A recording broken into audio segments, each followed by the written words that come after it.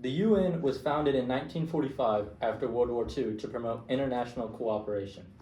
This is them in their very first assembly in 1946. However, nowadays it is not effective because there are problems with Security Council, larger nations leveraging power, and their inability to act during global crises. Hello, my name is Julian Ferrer, and the information I have today, it comes from the internet and extensive research. So, even though the UN is supposed to be a symbol of peace and diplomacy, they have many critical flaws, chief among them being the Security Council. The biggest problem with the Security Council is representation. The Security Council is made up of 5 permanent members, the US, UK, France, Russia, and China, and 10 temporary members that rotate out every 2 years. So because the Security Council only has 15 members on it, and the UN General Assembly is made up of 193 countries, according to Amanda Juan, 2025, this means that the Security Council only represents 7.8% of the General Assembly. Here is a Security Council meeting versus a General Assembly meeting, and you can see the differences in size. So another big problem with the Security Council is the problem with the veto. The 5 permanent seats of the Security Council get a veto, and the 10 temporary members do not.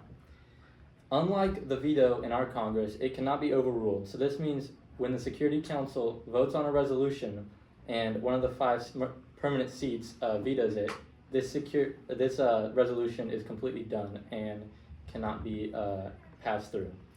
This basically means that the temporary members of a Security Council do not have any power compared to the larger members.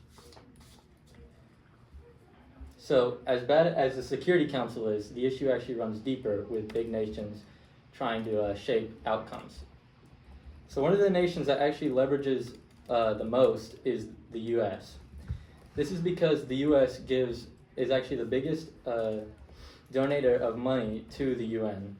And this means that the US can threaten to take away money for political sway. It can be argued that this has led to situations where the UN has only acted for strategic/monetary gain.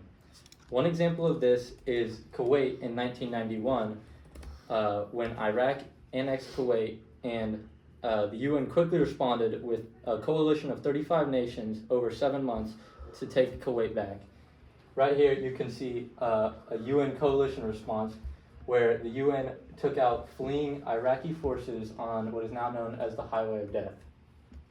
Now, this is opposed to another situation in 1994 in Rwanda, where Rwanda is a little nation with very little natural resources, and according to Walter Dorn, 2025, the UN actually decreased their presence in country. So another big problem with big nations is that they hold private meetings.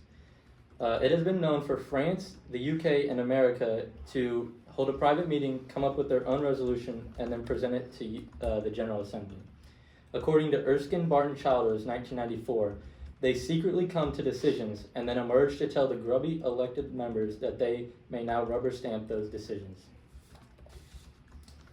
So even though the UN is already limited with all that stuff, their limitations become more apparent when they take no action during global crises. So the UN has often let many crises/disasters get out of control. The big example of this is the 1994 Rwandan genocide. The UN was already in country, but actually voted to decrease their troops, according to University of Minnesota 2024, from 2,500 peacekeepers to 270. The big 3 that voted for this decision were the US, France, and UK. They voted for this because they did not want to have a repeat of Somalia. What happened in Somalia was the UN was intervening in the Somalian Civil War in Mogadishu in 1993. And there was a situation that happened where 18 Americans ended up dead, 73 wounded, and there were 1,000 Somali casualties. But instead of acting in Somalia, instead of acting in Rwanda, they let the genocide happen, and 800,000 Rwandans ended up dead. Here's a picture of a massacre outside a Catholic church And here's a picture of the total 800,000 deaths over the entire country. So you can see super spread out, it was everywhere.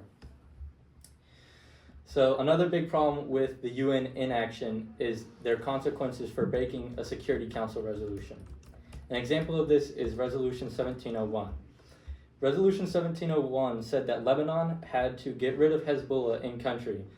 Lebanon took no action, and Lebanon faced no consequences by the UN. The only mention of a consequence was a boycott brought up in General Assembly. That's according to Elliott Abrams 2017. So, now that we've talked about why the UN is not effective, let's take a review of my main points. The UN is not effective because of the problems with their Security Council, problems with larger nations leveraging their power, and their inaction during global crises. The UN, as you can see, the UN is not a completely effective maintainer of peace because they often fail to act when they're needed most. So even though the UN has failures, they have often been a sign of hope and peace for many people and have been successful in global relief aid. I think that they could truly be effective with reform, but they need backlash from ordinary people like me and you.